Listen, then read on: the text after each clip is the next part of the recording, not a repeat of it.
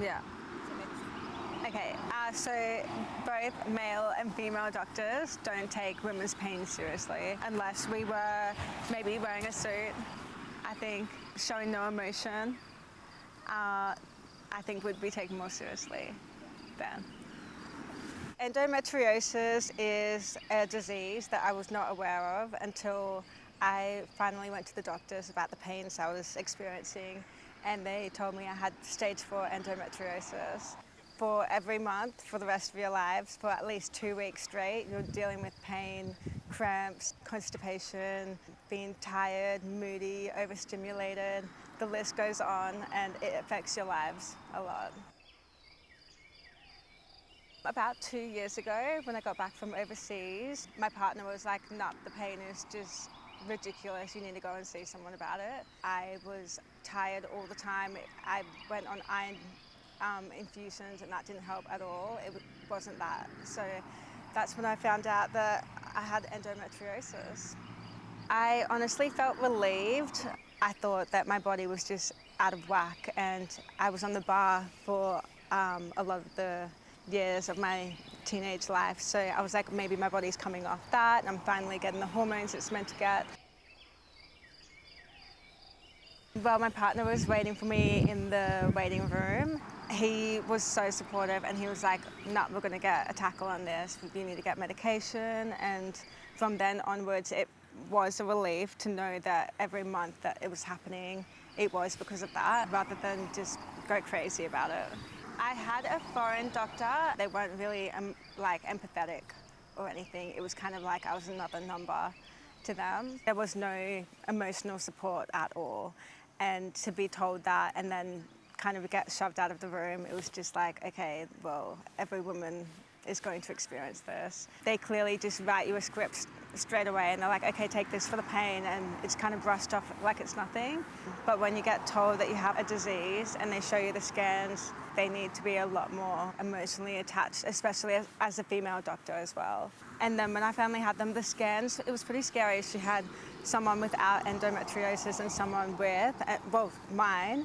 And my uterus, it looked fucked. It looked like I had another uterus growing on my uterus. And she was like, yeah, this is not okay. She talked about the infertility and how it might be a concern for me. I definitely want to have children one day, and my partner and I, we both want to be a family. But she didn't really go into the history of endo or anything about it, which is an alarming thing because not many people know much about it. Pretty much referred you to go to a hospital and get it cut out straight away. But I didn't want to do that, and not to mention it was just another thing that I didn't want to put in my life at that time. My biggest struggle is actually not knowing who I am in a way, because every single month I'm getting horrible mood swings, and I actually I can't remember the last time I felt normal. I felt relaxed or not on edge or agitated or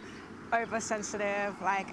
Anything can make me cry, and there's maybe 2 days of the month where I actually feel energetic and positive and alive, and then the rest of the month it's the lead up to my period and the come down from my period, not to mention the week on my period.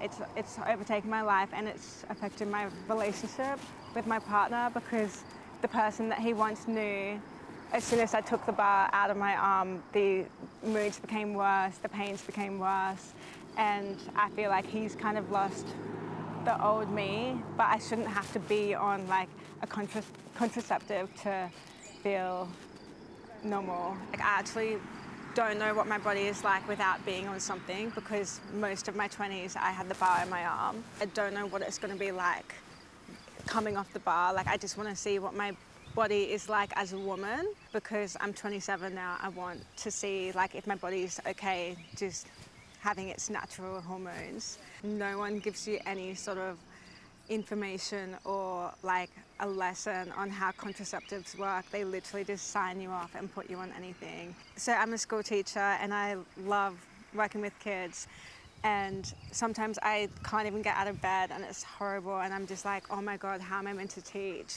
But I have a really good class at the moment and I love them so much. So I just be honest and I say like, look, I'm really not okay today. My battery level is really low. Like I've got like a vibrating heat pack and it gets to 60 degrees and it vibrates. Sometimes I'm at school and it's not professional, but it's the only thing that helps. It has affected my work a lot. At the start of the year, it was like the second day back and I got to school and I was literally like about to faint and vomit.